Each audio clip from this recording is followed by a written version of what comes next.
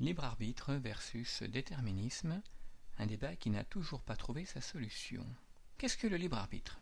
Le libre arbitre, c'est la faculté de décider de façon totalement libre et indépendante, sans contrainte aucune. Alors que le déterminisme consiste à penser que chaque action, chaque décision, chaque événement est entièrement déterminé par les circonstances. Le caractère absolu de la liberté, selon Descartes, n'est pas à démontrer. C'est un principe premier, une évidence. Nietzsche n'est pas d'accord. Il pense que, la liberté est un concept inventé à des fins morales pour juger les gens responsables de leurs actes.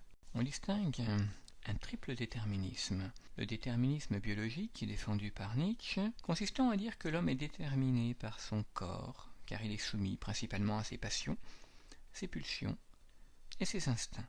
Selon Nietzsche, le libre arbitre n'est qu'une illusion due à l'ignorance des causes qui nous déterminent. Le déterminisme socio-économique est défendu par Marx, qui pense que la conscience est subjective et dépend des conditions sociologiques, économiques et culturelles dans lesquelles baigne l'individu. L'homme subit donc un déterminisme de son environnement. Le troisième déterminisme est le déterminisme psychique ou psychologique, défendu par Freud et son idée de l'inconscient. L'inconscient, instance psychique dont le contrôle échappe à la conscience et à la volonté, est en fait à l'origine de nos choix, de nos décisions.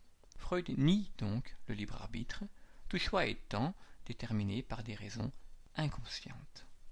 Que penser dès lors ? Faire confiance à notre sentiment intime d'être libre, ou bien accepter le fait que nous sommes déterminés de toutes parts et que la liberté n'est qu'une illusion ?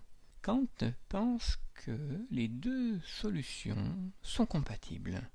On appelle cette démarche le compatibilisme. Car si la liberté ne peut être prouvée, elle ne peut pas non plus être niée. Or, puisque nous avons un sentiment intime d'être libre, c'est en fait au déterminisme de prouver que la liberté n'existe pas. Or, le déterminisme ne prouve pas que la liberté n'est pas. Selon Kant, une action peut être déterminée du point de vue sensible, c'est-à-dire d'un point de vue de l'observation, d'un point de vue scientifique. Elle peut être expliquée par des causes, et en même temps, la même action peut être libre du point de vue intelligible, c'est-à-dire du point de vue de l'esprit, de la volonté qui est à l'origine de l'action.